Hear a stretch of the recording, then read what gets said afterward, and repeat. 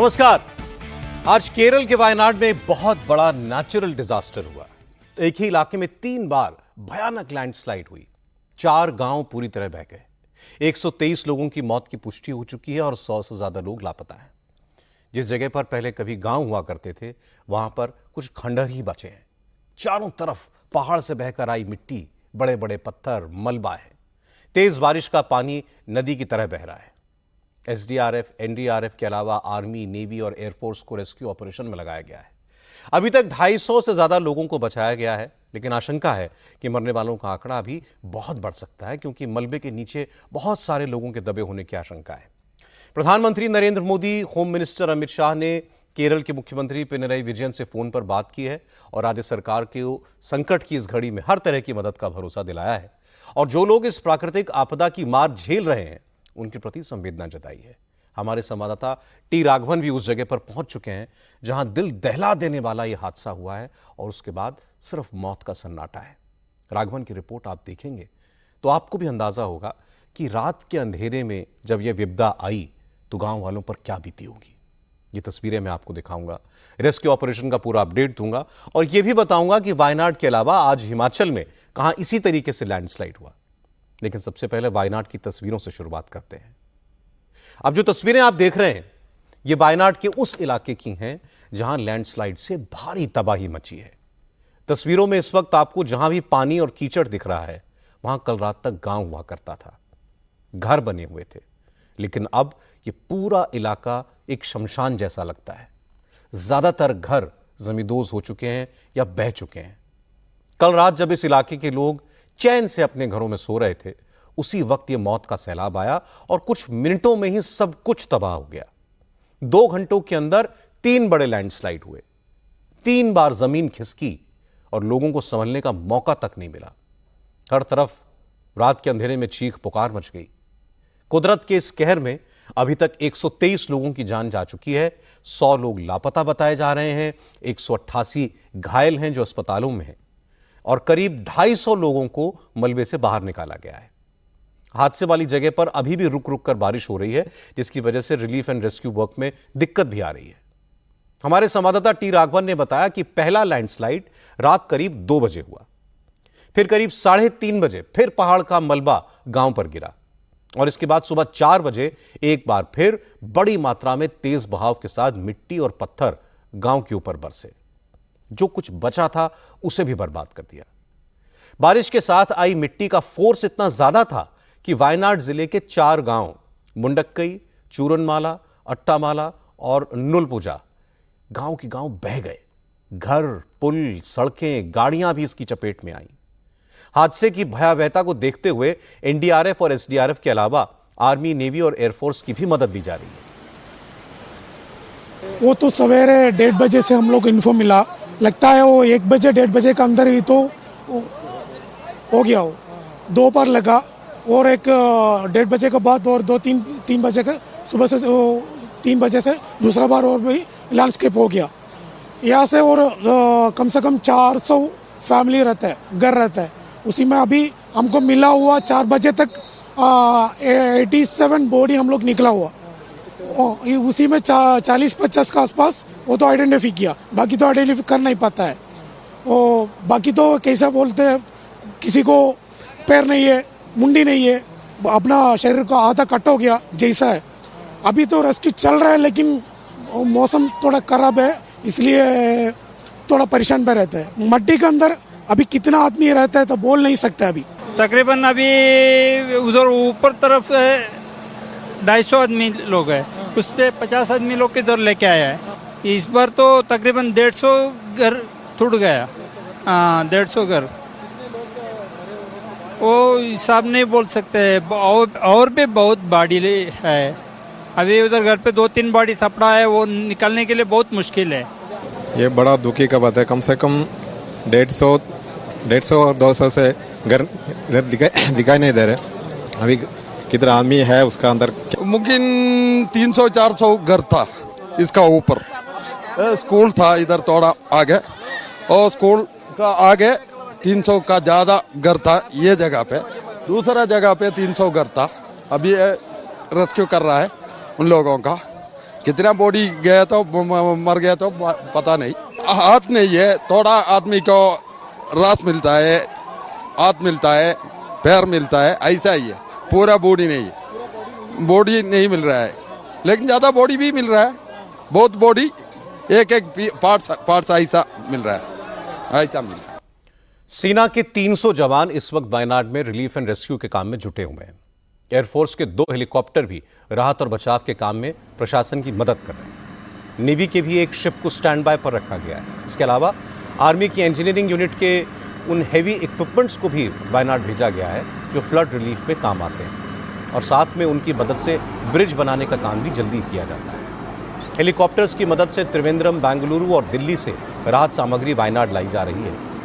फिलहाल सबसे ज्यादा जोर मलबे में फंसे लोगों को खोजने और उन्हें वहां से निकालने पर है। क्योंकि रुक रुक कर बरसात हो रही है तो ये खतरा भी है कि कहीं फिर से लैंडस्लाइड ना हो जाए। इस वक्त अंधेरा होने की वजह से बचाव का काम थोड़ा धीमा हुआ है। जिस वक्त ये हादसा हुआ, जहां पर यह हादसा हुआ वो बहुत अंदरूनी इलाके हैं, रोड भी उतनी चौड़ी नहीं है, इसलिए हेवी इक्विपमेंट्स वहां ले जाने में दिक्कत हो रही है। हमारे संवाददाता टी राघवन इस वक्त वायनाड में ही है। राघवन, जब हादसे की जगह पहुंचे तो तबाही का मंजर देखकर वो भी हैरान रह गए। घर, सड़क, पुल सब कुछ बह चुका था। नदी के पानी का फ्लो अब भी इतना ज्यादा है कि एनडीआरएफ के लोग जान जोखिम में डालकर ये रेस्क्यू ऑपरेशन अंजाम दे रहे हैं। केरला के सबसे भयावह लैंडस्लाइड की तस्वीरें हैं। फिलहाल हम ग्राउंड जीरो चूरलमला में मौजूद हैं। आप देखिए यहाँ पर सबसे पहले आपको पानी का करंट दिखाते हैं, कितनी तेज प्रवाह से यहाँ पर पानी बह रहा है। और जो रस्सी आपको यहाँ पर लटकी हुई नजर आ रही है, ये पहले ब्रिज हुआ करता था जो मुंडक्कई और चूरलमला इन 2 टाउन को जोड़ता था। इस ब्रिज का अब नामो निशान यहाँ पर खत्म हो गया। लैंडस्लाइड और पानी के तेज बहाव के चलते ये पूरा का पूरा जो इलाका है वो मलबे में बह गया है। आपको यहाँ पर दिखाएं जिस तरह से मकान यहाँ पर जो आप देख पा रहे हैं, जो इस लैंडस्लाइड की जद में नहीं आए हैं, वो यहाँ पर सजीव दिख रहे हैं। लेकिन ये जो पूरा गांव यहाँ पर बसा हुआ था, अगर आपको हम इन तस्वीरों के जरिए समझाने की कोशिश करें, पहले एनडीआरएफ और जो रेस्क्यू टीम्स हैं सब यहाँ पर जुटी हुई हैं। जितने भी लोग, ऐसा बताया जा रहा है कि जो मुंडक्कई जो टाउन है वहाँ पर तकरीबन 400 परिवार जो है वो फंसे हुए हैं। उनमें से लोगों को बचाने की कोशिश की जा रही है। कई सारे मृत जो देह हैं उनको यहाँ पर लेकर आया जा रहा है। और किस तरह से देखिए, एक रस्सी के सहारे यहाँ पर ये बांधा गया ताकि वाटर करंट को बचाते हुए लोगों को यहाँ पर रेस्क्यू किया जा सके। कई सारे लोगों को रेस्क्यू किया जा चुका है। जो सूचना मिली है उसमें 150 से ज्यादा लोग अभी तक रेस्क्यू हो चुके हैं। लेकिन जिस तरह का ये मंजर भयावह था, अभी आप जहां पर पानी का तेज बहाव और ये बड़े बड़े बोल्डर्स जो आप देख रहे हैं, आप देखिए ये जो इलाका आपको नजर आ रहा है, ये एक बिल्डिंग का एक हिस्सा यहाँ पर कह सकते हैं कि बचा है। बाकी सब यहाँ कहा जा रहा है कि ये रिहायशी इलाका था। कई सारे घर मकान यहाँ पर मुंडके के 2 वार्ड के मकान, चूरलमला के मकान यहाँ पर बने हुए थे और वो सारे, ऐसा बताया जा रहा है कि अभी मलबे में दबे हुए हैं। आप एक बार फिर इन तस्वीरों के जरिए इस पूरे भौगोलिक दशा को समझने की कोशिश कीजिए। डाउनस्ट्रीम अगर आप देखेंगे तो वहां से ये लैंडस्लाइड की शुरुआत हुई और एक बहुत बड़ी तादाद में पहाड़ का मलबा, दलदल, पेड़, बड़े बड़े बाउल्डर्स के साथ में ये जो जलजला है वो वहां से निकलता हुआ, देखिए ये चूरलमला का वो इलाका है जो अगर हम बिफोर इस तबाही के समझने की कोशिश करें तो यहाँ पर बताया जा रहा है कि जहाँ पर अभी आपको पानी का प्रवाह नजर आ रहा है वहाँ पर कई सारे रिहायशी मकान थे। वहाँ पर जो 2 वार्ड ऐसे हैं जहाँ पर बहुत थिकली पॉपुलेटेड ये मुंडक्कई और चूरलमला जो इलाका था। लेकिन अब देखिए आप किस तरह से यहाँ पर सिर्फ मलबा नजर आ रहा है, जगह जगह पर बड़े बड़े बाउल्डर्स नजर आ रहे हैं और ऐसी आशंका है कि इससे आगे जहां से ये पानी का जो डाउनस्ट्रीम जा रहा है वहां तक कई किलोमीटर तक यहां से मृतदेह जो हैं वो बहकर आए हैं। आप देखिए किस तरह से एनडीआरएफ के जो जवान हैं वो एक स्ट्रेचर के जरिए पानी की बोतलों के साथ किस तरह से एक रस्सी के जरिए उस करंट को पानी के बचाते हुए यहां से उस तरफ जाते हैं। और उस तरफ आपको अगर हम दिखाएं तो किस तरह से देखिए वहां पर जो लोग मौजूद हैं एक एक कर उन्हें वहां से बचाने की कोशिश की जा रही है। कई सारे लोगों को अंदर जो अंदरूनी इलाके हैं जहां मुंडक्कई टाउन है वहां से उन्हें लाने की भी कोशिश की जा रही है। और आप देखिए किस तरह से यहाँ पर मृतदेह हैं जो है वो लगातार, क्योंकि इतना बड़ा भयावह लैंडस्लाइड है इसलिए मरने वालों की संख्या की गिनती करना भी यहाँ पर बहुत ज्यादा डिफिकल्ट हो रहा है। इसी वजह से आप देखेंगे कि वहां पर एक के बाद एक जो मृतदेह निकाले गए हैं उन्हें भी वहां पर रखा जा रहा है और इस स्ट्रेचर की मदद से उन मृतदेहों को वाटर करंट से बचाते हुए इन रस्सियों की मदद से, क्योंकि कोशिश यहां पर पहले की गई थी कि जो रेस्क्यू टीम्स है वो एक वैकल्पिक ब्रिज यहां पर बना ले, एक आर्टिफिशियल ब्रिज यहां पर निर्माण हो जाए, लेकिन वो भी पॉसिबल नहीं हो पाया। इस वजह से आप देखिए किस तरह से इन रोप वेज के सहारे यहां पर लोगों को रेस्क्यू करने का और साथ ही साथ जो डेड बॉडीज हैं उनको नदी के इस पार लाने का काम किया जा रहा है। राघवन ने बताया कि रेस्क्यू ऑपरेशन में अभी भी दिक्कतें आ रही हैं क्योंकि रुक रुक कर बारिश हो रही है और तेज बारिश होती है, इसलिए लैंडस्लाइड का खतरा अभी भी है। मौसम विभाग ने केरल के 4 जिलों कोझिकोड, मलप्पुरम, वायनाड और कासरगोड में भारी बारिश का रेड अलर्ट जारी किया है। इसके अलावा कोट्टयम, कोच्चि और त्रिशूर समेत 7 जिलों के लिए ऑरेंज अलर्ट है। वैसे हकीकत यही है कि बारिश ने केरल के कई इलाकों में कहर ढाया है। वायनाड से सटे जिलों में भी जोरदार बारिश हो रही है, लेकिन वायनाड में तो जैसे आसमान फट पड़ा। 24 घंटों में वायनाड के व्यतीरी इलाके में 280 mm, मननटोडी में 200 मिलीमीटर, कारापूजा में 140 मिलीमीटर बरसात हुई। राज्य सरकार भी वॉर फुटिंग पर रिलीफ और रेस्क्यू के काम में लगी है। अकेले वायनाड में 45 रिलीफ कैंप्स बनाए गए हैं। क्योंकि बारिश और लैंडस्लाइड का खतरा राज्य के कई इलाकों पर है, इसलिए राज्य भर में 118 राहत कैंप बनाए गए हैं, जिनमें 5,500 से ज्यादा लोगों को रखने का इंतजाम है। वायनाड के रिलीफ कैंप्स में अभी तक 3,069 लोगों को लाया जा चुका है। केरल सरकार के 5 मंत्री पूरे राहत और बचाव के काम पर नजर रख रहे हैं। लैंडस्लाइड प्रभावित इलाकों में फिलहाल सबसे ज्यादा जो जरूरत है वो खाने की और साफ पानी की है। 20,000 लीटर पीने का पानी हादसे की जगहों पर पहुंचाया जा चुका है। कई राज्य सरकारों की तरफ से भी केरल को मदद भेजी जा रही है। सिक्किम सरकार ने 2 करोड़, तमिलनाडु सरकार ने 5 करोड़ रुपए की मदद का ऐलान किया है।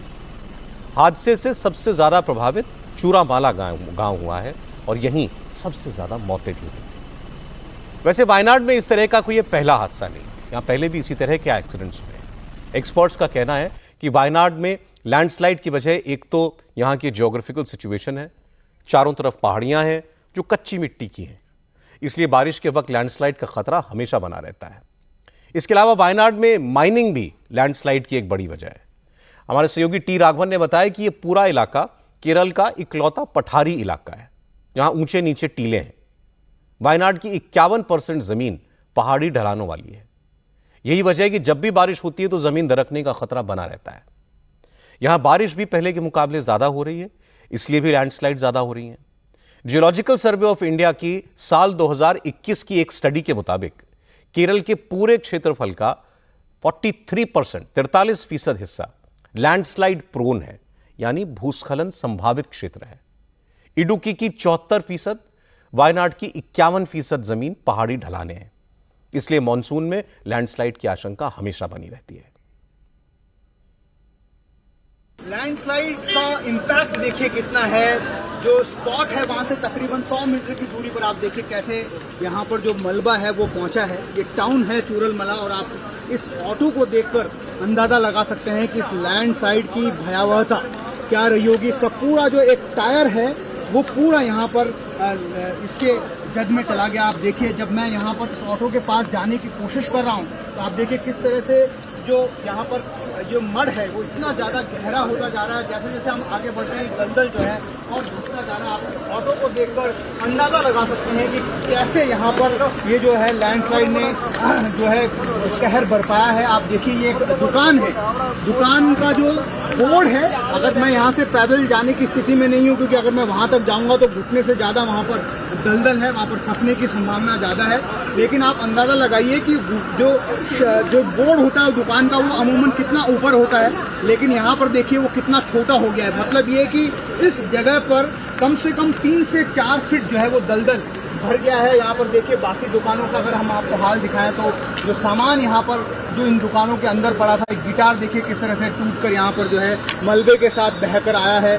साथ ही जो हैवी मशीनरी थी यहाँ पर लेथ का काम होता था, उस दुकान में जो है वो पूरी तरह से जो है ये कह सकते हैं कि वो सारी जो मशीनें हैं वो अब मिट्टी के अंदर चली गई है। यहाँ तक एम्बुलेंसेस को आने की अनुमति है, जिस वजह से जैसे ही स्पॉट से कोई भी रेस्क्यू किया जा रहा है या डेड बॉडी उसको लाई जा रही है तो उसको लेकर अस्पताल में ले जाया जा रहा है। एक बार फिर देखिए कैसे किरण जो है हमारे कैमरामैन बहुत जान पर खेलकर हम कह सकते हैं कि इस रिपोर्टिंग को हम अंजाम दे रहे हैं, क्योंकि ये जो मिट्टी है इतनी ज़्यादा सख्त कह सकते हैं कि जो पैर एक बार अंदर जा रहा है तो पूरा धंसता चला जाता है। एक बार जैसे जैसे हम आगे बढ़ते हैं, यहाँ पर आप देखिए ये जो इलाका, अगर हम इस दुकान के अंदर दिखाने की कोशिश करें आपको, तो वहाँ पर भी जाने की जरूरत नहीं है किरण। वहाँ पर भी आप देखिए किस तरह से जो मलबा है, जो दलदल है, जो कीचड़ है, वो घरों के अंदर तक यहाँ पर घुसा हुआ है। यही वजह है कि इसे केरला की सबसे बड़ी तबाही कहा जा रहा है, क्योंकि लैंडस्लाइड यहाँ पर अमूमन होता रहता है वेस्टर्न घाट की इन पहाड़ियों में। जब भी बारिश का सीजन होता है लगातार लैंडस्लाइड का अलर्ट यहाँ पर आता है, लेकिन इतनी बड़ी तादाद में एक रिहायशी इलाके को जो है इस तरह से यहाँ पर अपनी जग में प्रकृति ने दिया है। लोगों यहाँ पर देख सकते हैं किस तरह से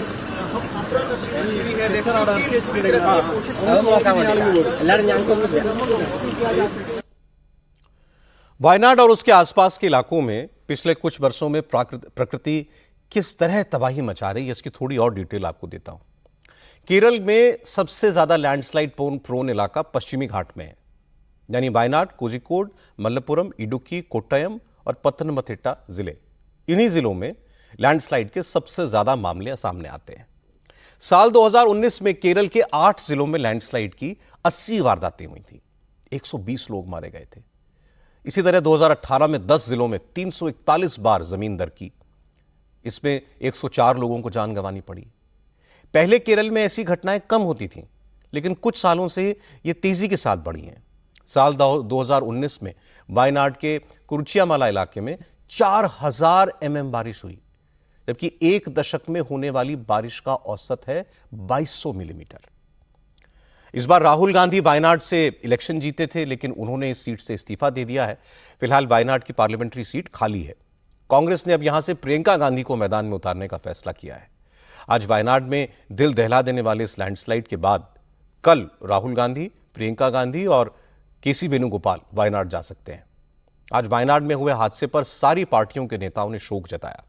यह मुद्दा लोकसभा में राहुल गांधी ने उठाया।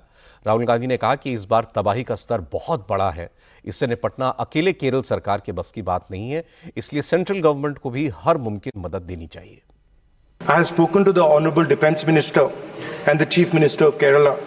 I request the Union Government to extend all possible support for rescue and medical care, immediate release of the compensation to deceased people, if that compensation can be increased as well, restore vital transport and communication lines, set up relief at the earliest, and prepare a roadmap for the rehabilitation of the affected families. Our country has witnessed an alarming rise in the landslides in the last few years.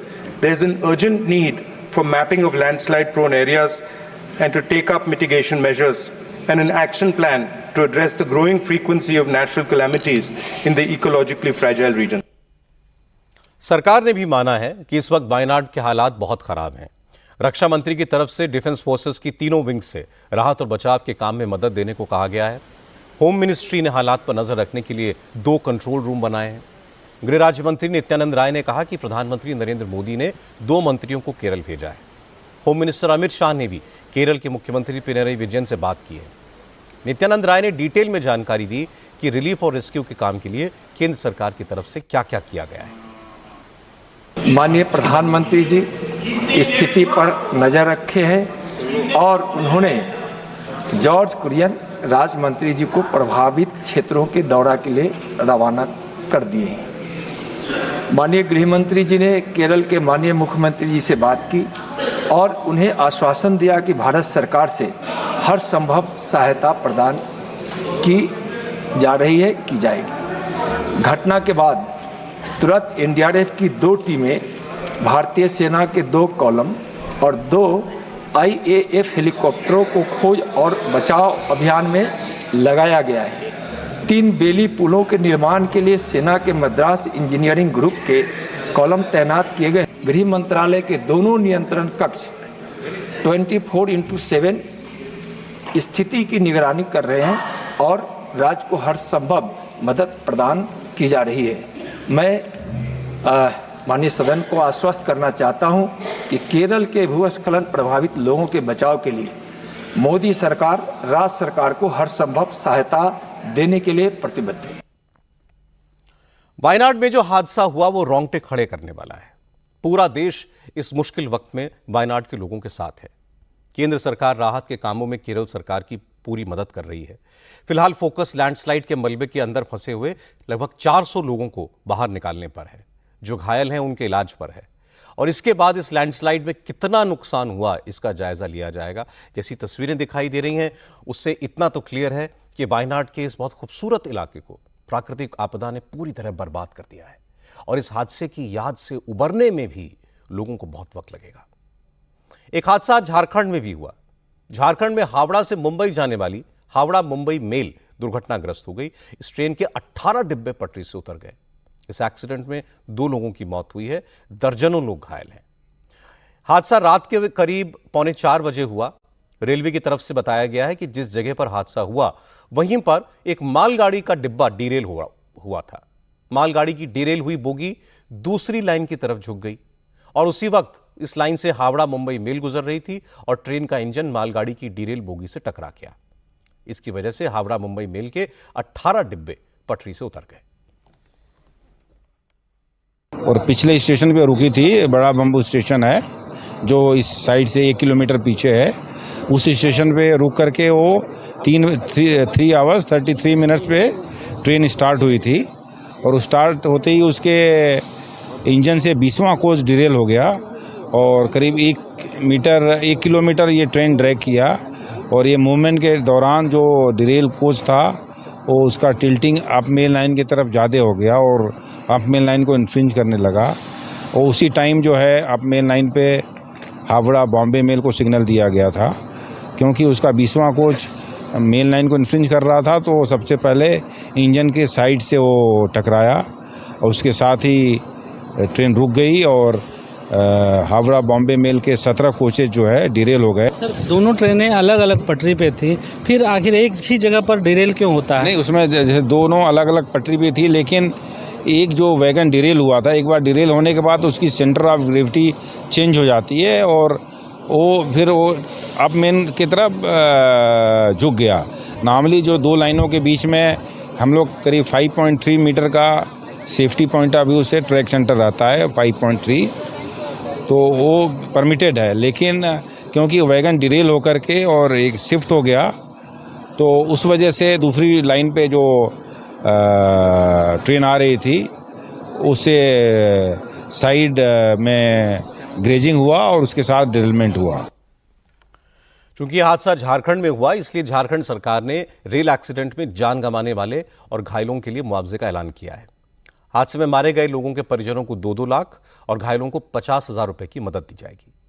मुख्यमंत्री हेमंत सोरेन ने कांग्रेस नेता और अपनी सरकार में मंत्री बन्ना गुप्ता को घटनास्थल पर भेजा।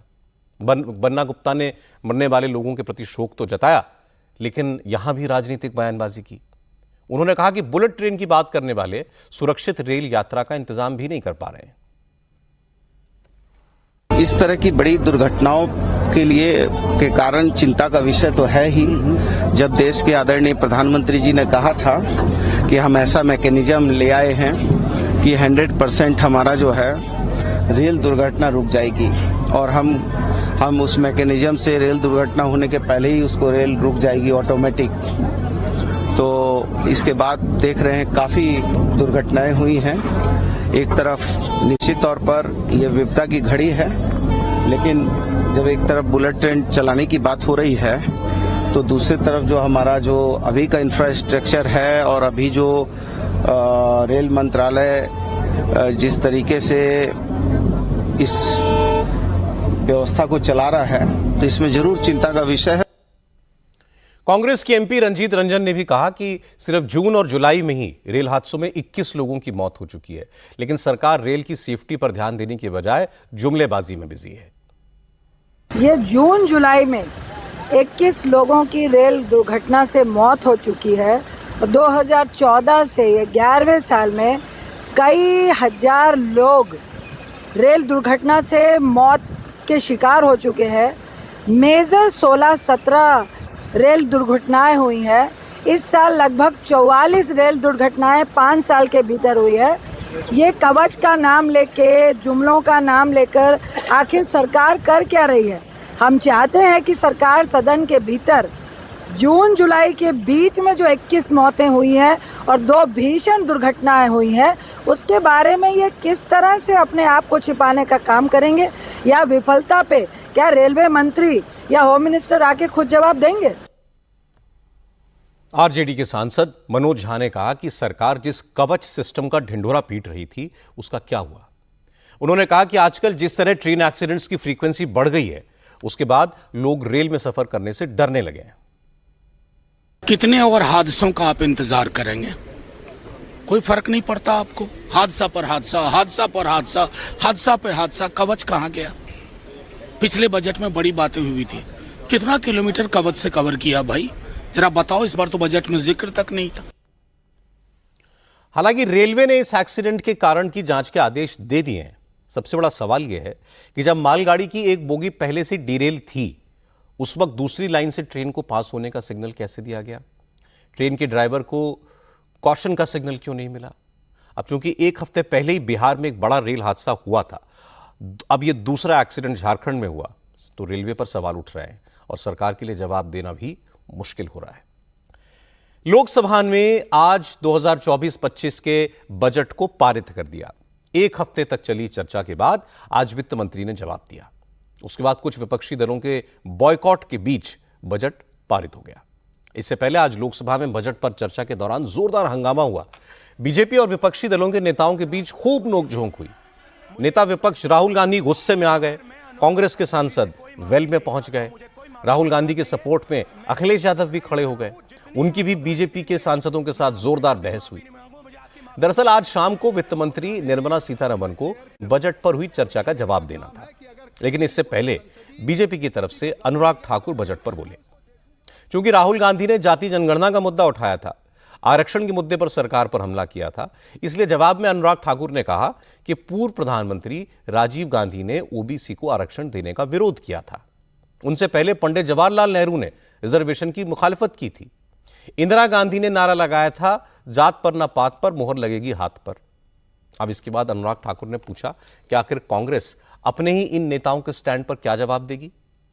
अनुराग ठाकुर ने राहुल गांधी पर आरोप लगाया कि वो झूठ बोलते हैं, भ्रम फैलाते हैं।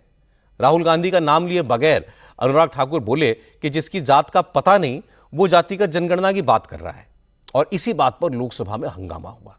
अखिलेश यादव ने भी राहुल गांधी के सपोर्ट में बीजेपी को, अनुराग ठाकुर को निशाने पर लिया। आप देखिए, मैं इतना ही कहना चाहता हूं कि अब झूठ परोसना बंद कर दें, क्योंकि एलओपी का मतलब लीडर ऑफ प्रोपेगेंडा नहीं, लीडर ऑफ ऑपोजिशन होता है। अब संधि है, ठीक है, असत्य है, निराधार। जी सर, जी उसके ठीक है, निराधार है सर। ओबीसी की बात, जनगणना की बात बहुत की जाती है। माननीय सभापति जी, जिसकी जात का पता नहीं वो गणना की बात करता है।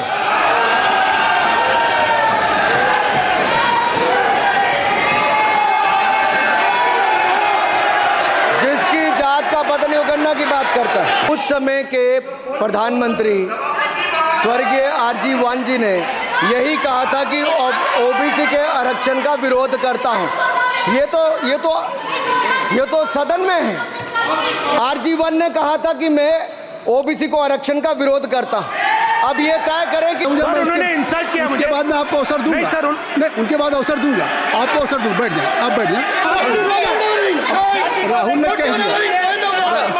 ने कह दिया अभी हम, अब आप अपने लीडर का सम्मान करें। हमने आपके लीडर को दूसरी बार फिर बुला रहा हूं, आप अपने लीडर का सम्मान करें। हाउस के एलओपी हैं, और अगर मैं उनको दूसरी बार बुला रहा हूं, उनको बिठा दिया माननीय सदस्य को, तो कृपया आप लोग तो कम से कम इस बात को महसूस करें। Mister KC, please don't do.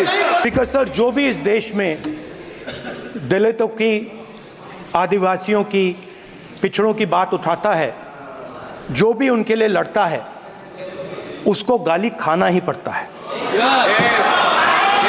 और मैं ये सब गालियां खुशी से खाऊंगा, क्योंकि महाभारत की बात हुई तो महाभारत में अर्जुन को सिर्फ मच्छी की आंख दिख रही थी, उसी प्रकार मुझे सिर्फ मच्छी की आंख दिख रही है। जाति जनगणना हम करा के दिखाएंगे। खत्म। आपको जितनी गाली देनी है आप दीजिए, हम खुशी से लेंगे। धन्यवाद। अनुराग ठाकुर जी ने मुझ पर गाली दी है। नहीं, कोई मुझे सर बोलने दीजिए। सर मुझे उनको बोलने सर अनुराग ठाकुर जी ने मुझे इंसल्ट किया है, मगर मैं अनुराग ठाकुर जी से कोई माफी नहीं चाहता हूं। मुझे कोई माफी की जरूरत नहीं है। मैं लड़ाई लड़ रहा हूं। जितनी आपको गाली देनी है मैं आपसे कभी माफी नहीं मांगूंगा। मुझे आपकी माफी नहीं चाहिए। सभापति महोदय, मैं केवल इतना, सभापति महोदय, क्या तरीका? सभापति महोदय, मेरा आपसे केवल इतना निवेदन है। माननीय मंत्री रहे हैं, बड़े दल के नेता हैं, मंत्री रहे हैं, बड़ी बात कर रहे थे। मैं महाभारत, शकुनी, ये सब बातें कह रहे थे, दुर्योधन तक यहाँ ले आई है। मैं केवल सभापति महोदय इनसे ये पूछना चाहता हूं, आपने जाति कैसे पूछ ली है बताइए बस। आप जाति कैसे पूछ सकते हैं? आप बताएं, जाति कैसे पूछ सकते हैं? आप पूछ के दिखाओ जाति तुम। आप जाति कैसे पूछोगे तुम? कैसे पूछोगे जाति? आप बैठ। नहीं, जाति नहीं पूछ सकते आप। आपने कह दिया ना। अब आप हमारी जाति नहीं पूछ सकते। आप हमारी व्यवस्था सुन लें। आप मेरी व्यवस्था सुन लें। कोई सदन में किसी की जाति नहीं पूछेगा। अखिलेश यादव की इससे पहले भी अनुराग ठाकुर से झड़प हो चुकी थी। बजट पर चर्चा के दौरान जब अखिलेश यादव ने अपनी स्पीच में अग्निवीर योजना का जिक्र किया तो बीजेपी के सांसद विरोध करने लगे। तो अखिलेश यादव ने कहा कि क्या सरकार की तरफ से कोई खड़े होकर यह कहेगा कि अग्निवीर योजना अच्छी है तो वो अग्निवीर पर कुछ नहीं कहेंगे। इस पर अनुराग ठाकुर ने जवाब दिया।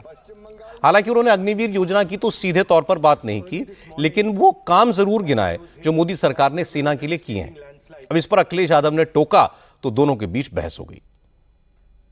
अग्निवीर वाली नौकरी है सभापति महोदय, कोई भी नौजवान जो फौज के लिए तैयारी करता है वो कभी स्वीकार नहीं कर सकता। सरकार खुद स्वीकार करती है स्कीम ठीक नहीं है, तभी वो अपनी अपनी सरकारों से कह रहे हैं कि अग्निवीर वाले जो लौट करके आएंगे उन्हें कोटा दीजिए, आप नौकरी दीजिए।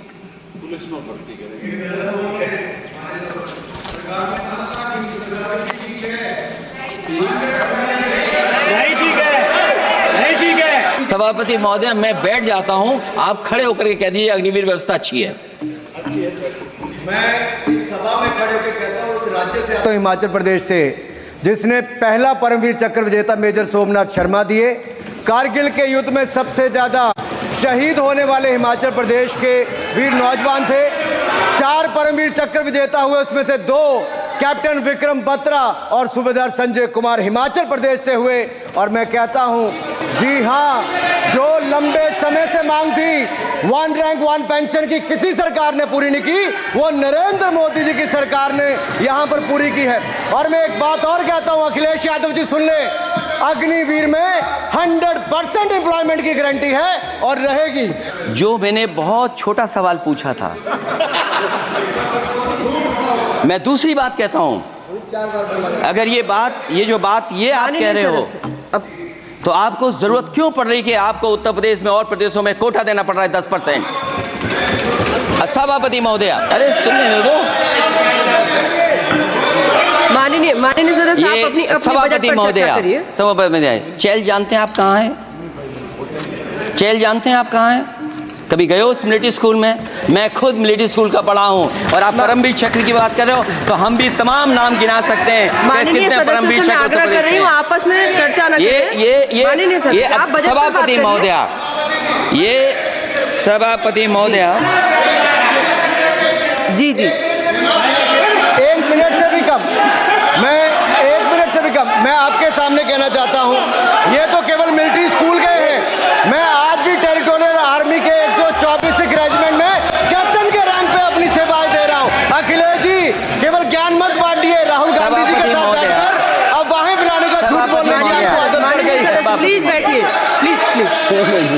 माननीय सदस्य से मैं आग्रह कर रही हूं, आप अपनी बजट पर चर्चा करें। सभापति महोदय, आपका समय पूरा हो गया है, मैं प्लीज कंप्लीट करिए। सभापति महोदय, मैं इसलिए नहीं कह रहा, मैं क्या बात कहना चाहता हूं, शायद मंत्री जी नहीं रहे इसलिए तकलीफ परेशानी ज्यादा है। हालांकि गर्मा गर्मी के बीच शाम को 4:30 बजे वित्त मंत्री निर्मला सीतारमण ने बजट पर पिछले एक हफ्ते से चल रही चर्चा का जवाब दिया। विपक्षी दलों ने सबसे बड़ा सवाल यह उठाया था कि इस बार का बजट सिर्फ 2 राज्यों के लिए बना। वित्त मंत्री ने बाकी राज्यों का नाम तक नहीं लिया। आज वित्त मंत्री ने यूपीए सरकार के 10 साल के बजट का रिकॉर्ड निकाला और बताया कि 2004 के बजट स्पीच में 16 राज्यों के नाम नहीं लिए गए। 2005 में 18 राज्यों के नाम वित्त मंत्री ने अपने बजट भाषण में नहीं लिए। 2006 के बजट भाषण में 13 राज्यों का जिक्र नहीं हुआ। वित्त मंत्री ने कहा कि अब कांग्रेस बताए कि इन राज्यों को तब बजट से क्या मिला था, उनके नाम क्यों नहीं लिए गए थे। इसके बाद निर्मला सीतारमण ने विपक्ष के नेता राहुल गांधी पर सीधा अटैक किया। राहुल गांधी ने अपने भाषण में बजट की हलवा सेरेमनी की फोटो दिखाकर यह सवाल उठाया था कि बजट बनाने में ओबीसी, एससी, एसटी के ऑफिसर्स को क्यों शामिल नहीं किया गया। निर्मला सीतारमण ने अपने जवाब में बताया कि हलवा सेरेमनी पहले बजट बनाने वाले कर्मचारी खुद करते थे। इसकी शुरुआत 1980 से हुई थी, लेकिन 2013-14 के बजट से पहले उस वक्त के वित्त मंत्री बजट बनाने वालों को हलवा बांटने पहुंच गए थे। वित्त मंत्री ने पूछा कि आखिर तब राहुल गांधी ने अपने वित्त मंत्री से क्यों नहीं पूछा कि देश का हलवा बांटने क्यों जा रहे हो, तुम्हारी टीम में कितने एससी, एसटी और ओबीसी अधिकारी हैं। निर्मला सीतारमण ने कहा कि राहुल गांधी को हलवा सेरेमनी इसलिए बुरी लग गई क्योंकि इटली में इसकी प्रथा नहीं है। शुभ काम से पहले मुंह मीठा करना भारत की परंपरा है। The last matter, sir. हलवा भारत में एक ट्रेडिशन है, कोई भी अच्छा काम शुरू करने से पहले मुंह मीठा। At that time, sir, 9 Italy में नहीं होगा। ओके, आई करेक्ट। भारत में हो रहा, कहीं और नहीं। 2013-14 में मंत्री जी नीचे सेल्लार में जाकर के हलवा बंटवारा करने का शुरुआत 2013-14 में हुआ। क्यों उस समय फाइनेंस मिनिस्टर तब की, उनसे ये पूछा नहीं गया कि कितना एससी है भाई, आप नीचे जा रहे हो फोटो के लिए, बोलो नहीं तो वो हलवा में कैंसिल करूंगा, क्योंकि उस समय वो पावरफुल थे ना, रिमोट कंट्रोल था ना, वो हलवा क्यों कैंसिल नहीं किया, तब ये पूछा नहीं गया। भारत के हलवा बटाया जा रहा, उस समय के फाइनेंस मिनिस्टर से ये पूछा नहीं गया आप नीचे जा रहे हो बंटवारा करने के लिए, हलवा बंटवारे करने के लिए, आपके साथ कितने एससी है, कितने एसटी है, कितने ओबीसी है, वो पूछा नहीं है। उस समय के ऑफिसर्स लोग के स्टैटिस्टिक्स गणना नहीं हुआ, मगर अभी पूछा जा रहा है। इसीलिए मैं बोल रही हूं, इस देश में लोगों को बंटवारे करने में कुछ षड्यंत्र के साथ इस प्रश्न पूछा जा रहा है। Sir, it's a shame.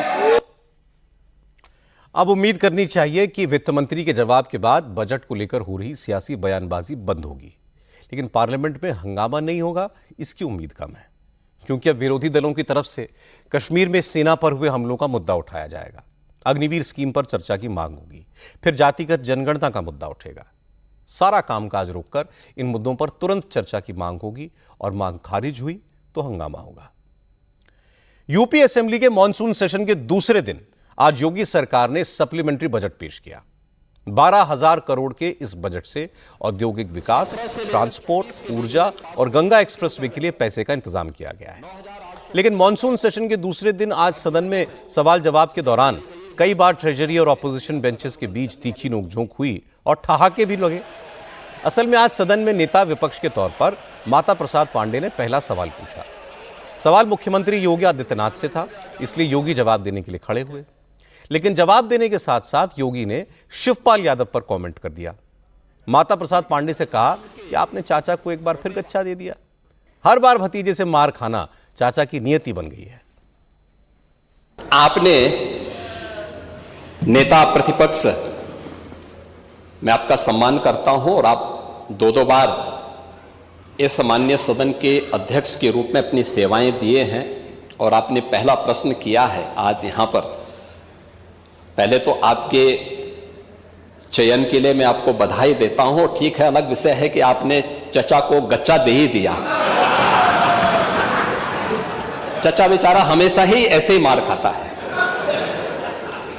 उनकी नियति ही ऐसी है, क्योंकि भतीजा हमेशा भयभीत रहता है। योगी आदित्यनाथ के तंज पर शिवपाल यादव ने तुरंत रिएक्ट नहीं किया। वो बेंच पर बैठकर हंसते रहे। लेकिन समाजवादी पार्टी के विधायक संग्राम सिंह ने मुख्यमंत्री की बात पर ऐतराज किया तो शिवपाल यादव भी जवाब देने के लिए खड़े हो गए। शिवपाल ने योगी से कहा कि गच्चा तो आपने भी दिया, 3 साल में आपके संपर्क में रहा और आपने मुझे गच्चा दिया। और इसके बाद पूरा सदन ठहाकों से गूंज गया। क्या अभी माननीय मुख्यमंत्री जी ने कहा कि भतीजे ने चाचा को गच्चा दिया। अरे ये हमेशा होता है बेटे, ये असंसदीय शब्द है। अरे पहली बार थोड़ी हुआ है बेटे, अरे हमेशा इतिहास में भी हुआ है। अरे नहीं वो आप संग्राम जी, आप माननीय संग्राम सिंह जी, आप माननीय शिवपाल जी को क्यों उंगली करके उनको उठवा रहे हैं? आप उनको बिठाइए, वो अच्छा खासा बैठे हुए थे, आपने जबरदस्ती उनको। अरे आप शिवपाल जी, आप कहाँ बच्चों के चक्कर में पड़े हैं? अरे आप कहाँ बच्चों के चक्कर में पड़े हैं? माननीय अध्यक्ष जी, जब चाचा को आपत्ति नहीं है, यही तो मैं कह रहा हूँ, जबरदस्ती उंगली करिए। इसी प्रश्न में वो प्रश्न खत्म हो चुका है। नहीं, इसी प्रश्न में हमारी ओर इशारा किया था। हाँ। मैं इसलिए मैं बोल रहा हूँ, मेरा नाम भी लिया है। वो बहुत आपको बहुत लेट याद आया, नहीं, खत्म हो चुका मैं बैग तो तभी गया था। फिर कहाँ थे अभी तक? ऐसा नहीं, देखिए हमें गच्चा नहीं मिला है। पांडे जी बहुत सीनियर है। मैं कहना चाहते हैं 3 वर्ष में आपके संपर्क में रहे तो गच्चा तो आपने भी दिया।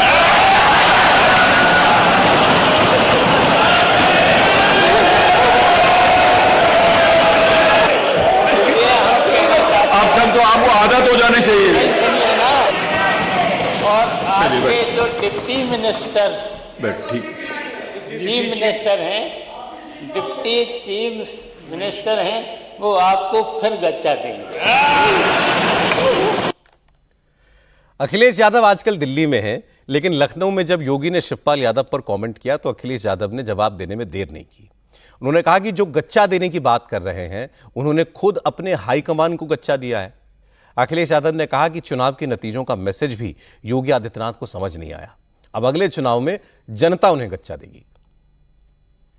वो चाचा को गच्चा किसी ने नहीं दिया, ये दिल्ली वालों को गच्चा दे रहे हैं। ये जो सहयोगी हैं, ये सहयोगी हैं जिन्होंने सहयोग दिया है, समझ गए आप? ये नहीं सहयोगी हैं, उन्होंने तो गच्चा दिया दिल्ली वालों को। और दिल्ली वालों ने, सोचिए अगर दिल्ली वाले 22 में चुनाव में ना आते तो गच्चा खा गए होते। और इस बार देख लेना आप, आने वाले समय में जो व्यवहार है सरकार का, कम से कम जनता का जनादेश को तो समझना चाहिए। और ये दिल्ली वालों को गच्चा दिए हैं, अब दिल्ली वाले जाने। अब अखिलेश यादव कहें कुछ भी, लेकिन आज ये तो क्लियर हो गया कि अखिलेश ने चाचा शिवपाल को विपक्ष का नेता क्यों नहीं बनाया। अखिलेश को चाचा शिवपाल पर भरोसा नहीं है, क्योंकि उन्हें लगता है कि शिवपाल कभी भी बीजेपी से हाथ मिला सकते हैं। और आज तो शिवपाल ने खुद ही मान लिया कि वो पिछले 3 साल से बीजेपी के संपर्क में थे। शिवपाल यादव के इस खुलासे के बाद चाचा भतीजे के बीच संदेह और बढ़ेगा। इस बीच उत्तर प्रदेश असेंबली में योगी सरकार ने आज 2 बड़े बिल पास कराए। नकल माफिया और पेपर लीक कराने वालों के खिलाफ जो अध्यादेश लाया गया है, उससे आज उत्तर प्रदेश की सरकार ने कानून बना दिया। नए कानून में नकल और पेपर लीक करवाने के लिए 2 साल से लेकर आजीवन कारावास तक की सजा का प्रावधान है।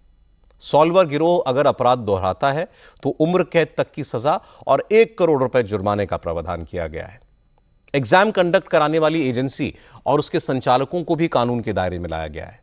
नए कानून में दोषियों की संपत्ति जब्त करने का भी प्रावधान है। इसके अलावा आज योगी आदित्यनाथ की सरकार ने धर्म परिवर्तन कानून में भी संशोधन किया। पहचान छुपाकर किसी दूसरे धर्म की लड़की को धोखा देने पर, लालच या डरा धमकाकर धर्म परिवर्तन कराने वालों को अब उम्र कैद तक की सजा दी जाएगी।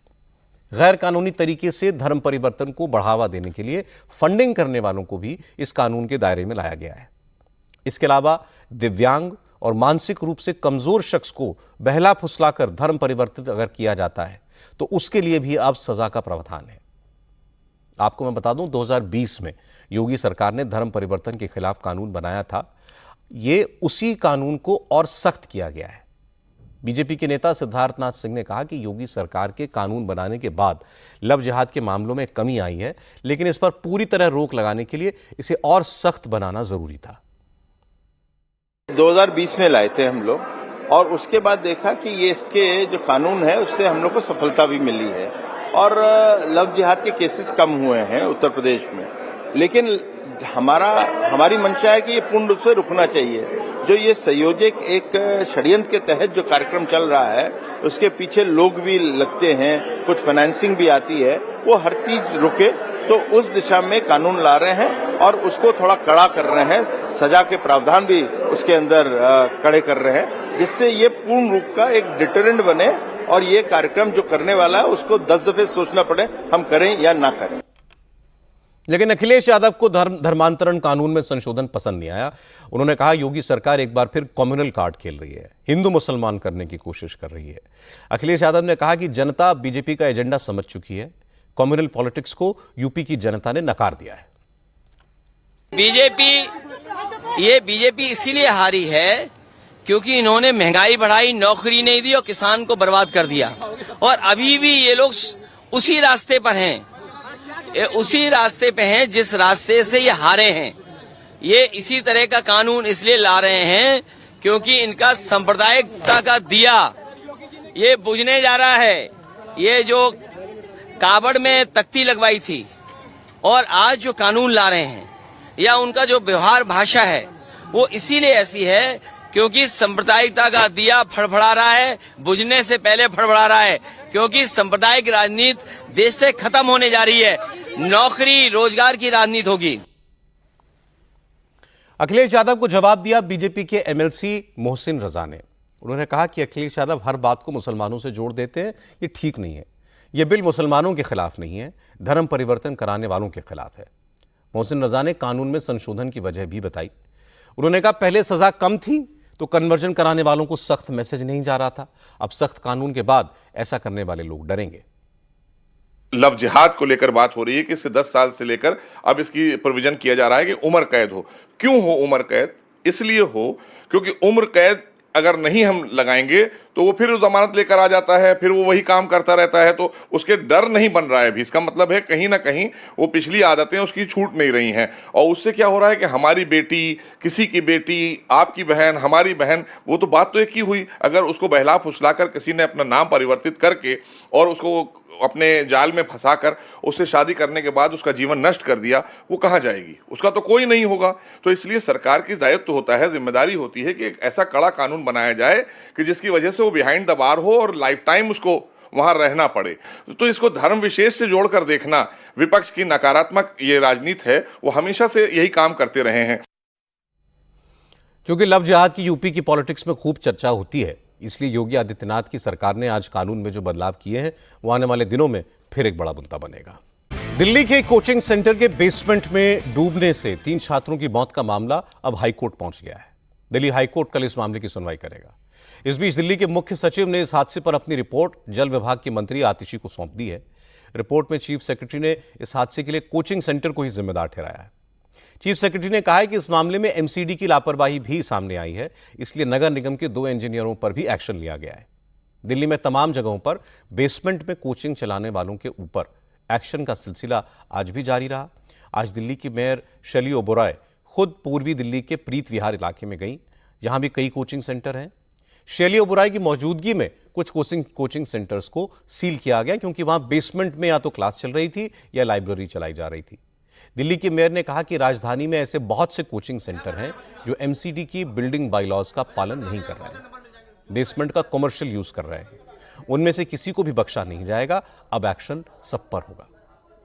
आज हम संस्कृति अकेडमी के बाहर खड़े हैं। हमने देखा कि बेसमेंट में कोचिंग सेंटर चल रहा है जो कि इलीगल है। इनके कोई भी जो नियम है एमसीडी के, उनका उल्लंघन किया हुआ है। ये राजेंद्र नगर में जिस प्रकार से एक दुखद घटना हुई जिसमें एक कोचिंग सेंटर की बेसमेंट में पानी भरने से 3 बच्चों की जान चली गई, और पूरी दिल्ली में ऐसे बहुत सारे कोचिंग सेंटर्स हैं जो बेसमेंट में इलीगल अवैध तरीके से चल रहे हैं, जिन्होंने एमसीडी के बिल्डिंग बायलॉज की धज्जियां उड़ाकर रखी हैं।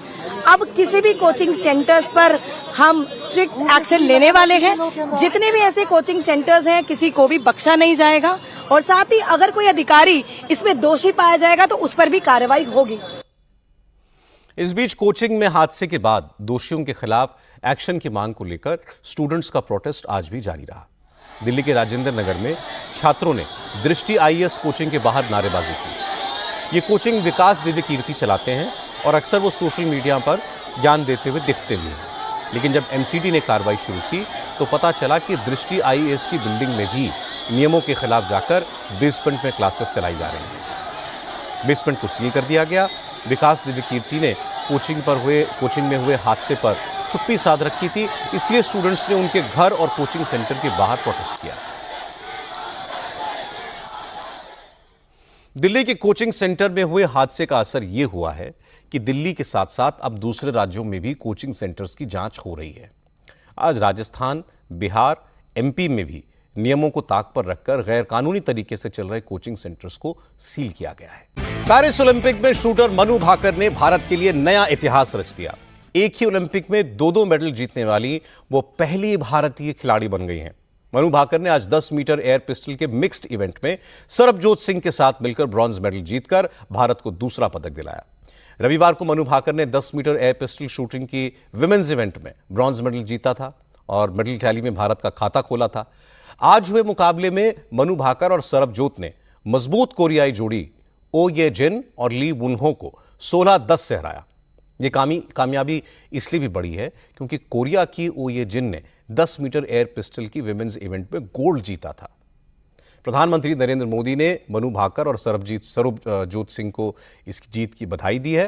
प्रधानमंत्री ने सरबजोत से फोन पर बात करके पदक जीतने के बाद कहा कि वो और सरबजोत बहुत मामूली अंतर से गोल्ड और सिल्वर की रेस से बाहर हुए हैं, लेकिन आज के मुकाबले से पहले उन्होंने तय किया था कि आज वो अपना बेस्ट देंगे और इसका नतीजा सामने है। Yesterday we missed the gold and silver by like 1 point. So so victories have been like narrowly missed by I missed the silver by 0.1. Then yesterday by 1 point we went to the bronze medal match. So after the match we were like, you know what, let's just give our best tomorrow and whatever follows we will not like regret it later. We will try our best. जो भी होगा ना देख लेंगे, बस कोशिश करेंगे अच्छे से. So I'm glad that he also shot well and I also shot well. So that's great. Men's hockey में भी आज भारत के लिए दिन अच्छा रहा। भारत ने आयरलैंड को 2-0 से हरा दिया। दोनों गोल कप्तान हरमनप्रीत सिंह ने दागे। पूरे मुकाबले के दौरान भारत हावी रहा। टीम इंडिया ने आयरलैंड को पलटवार करने का कोई मौका नहीं दिया। ओलंपिक में भारतीय हॉकी टीम ने एक भी मैच नहीं हारा है। अभी तक भारतीय हॉकी टीम ने कुल 3 मैच खेले हैं। न्यूजीलैंड और आयरलैंड को भारत ने हराया, जबकि रियो ओलंपिक की गोल्ड मेडल विजेता अर्जेंटीना के साथ मुकाबला ड्रॉ रहा। आज की जीत के बाद टीम इंडिया क्वार्टर फाइनल के और करीब पहुंच गई है।